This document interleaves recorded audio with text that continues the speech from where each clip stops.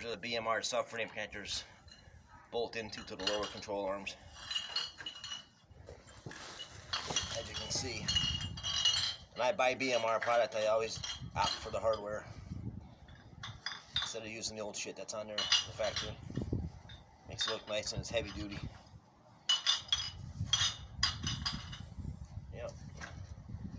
I wanted to go with red BMR subframe connectors, but I figure with the dark hammer tone,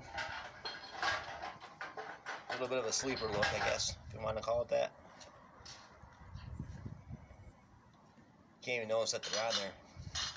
You really got to look at it underneath to see the subframe connectors.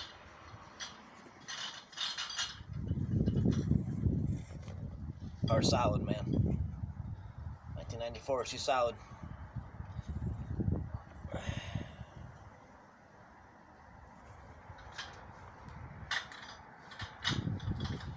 I'm filming this from the driver's side.